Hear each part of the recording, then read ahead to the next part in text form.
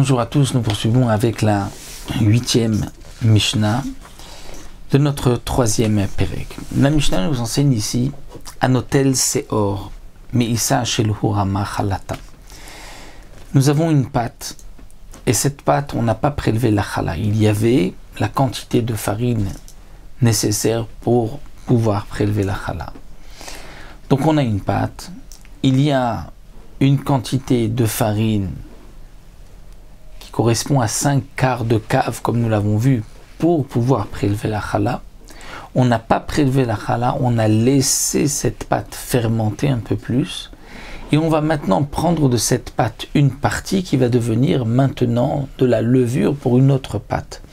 L'habitude à l'époque était de laisser fermenter une pâte plus que d'habitude, et cette pâte-là devenait la levure des autres pâtes, elle aidait les autres pâtes à fermenter plus rapidement. Donc la Mishnah nous dit à noter, celui qui prend Seor, de la levure, donc une partie de pâte, Misa d'une pâte Shelo Machalata, dont on n'a pas prélevé la chala, mais il y avait le shiur chala, Fenoten et Torissa Shelo Machalata, et il met cette levure dans une pâte où on avait déjà prélevé la chala, puisqu'il y avait le shiur de chala et on avait prélevé.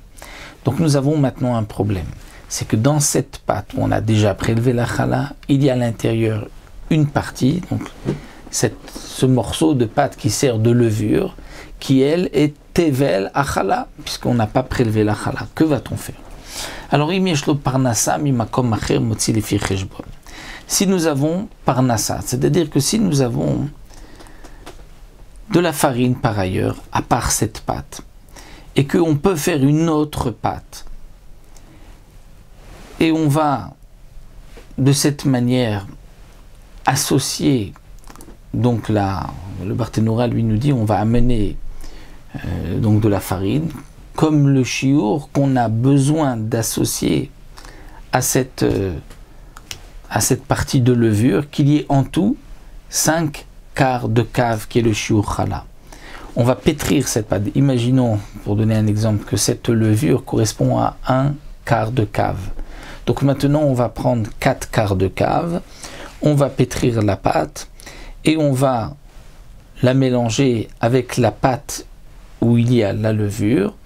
Et donc maintenant nous avons ici une pâte de 5 quarts de cave qui n'a pas dont on n'a pas prélevé la chala, on prélèvera la chala. Donc il devra prendre les firechbon en fonction donc du compte, c'est-à-dire en fonction de la quantité de la chala qu'il doit prélever.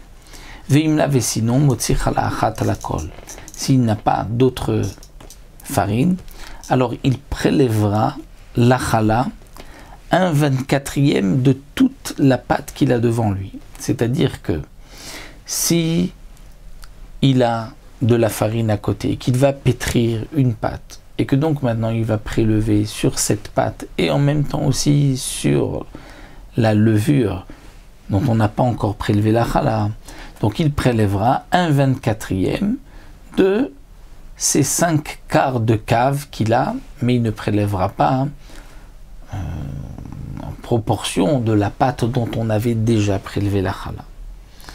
Mais s'il n'a pas de farine pour pouvoir faire une autre pâte, et qu'il a donc maintenant juste la pâte dont il avait prélevé la chala, mais il y a maintenant de la levure dont il n'a pas prélevé la chala, il faudra prélever donc de cette pâte, puisqu'il y a la levure dont on n'a pas prélevé la chala, et là il prélèvera le shiur de chala, c'est 1/24e, mais pas 1/24e de la levure qui se trouve à l'intérieur, mais il prendra 1/24e de toute la pâte qu'il a devant lui. C'est ce que la Mishnah vient nous dire, Motzi chala achat à la kol, c'est-à-dire il prendra une chala surtout, c'est 1/24e de toute la pâte, parce que le tevel va donc interdire la pâte, puisqu'il y a là un tevel de chala, c'est-à-dire la levure. Cette partie-là va interdire toute la pâte, comme si toute la pâte, on n'avait pas encore prélevé la chala. Et donc maintenant, on va prélever 1/24e de tout ce que j'ai devant moi. Alors que si on avait eu une pâte à côté, on aurait prélevé juste 1/24e du chiyuv chala, et donc proportionnellement, juste 1/24e de cette de cette levure, mais pas de la pâte dont on avait déjà prélevé la chala. Donc voici ce que la Mishnah nous enseigne ici, le din de donc les filles Cheshbon, et nous verrons le même cas dans la Mishnah suivante, mais concernant un autre din, concernant le din de Tumot ou Masrot.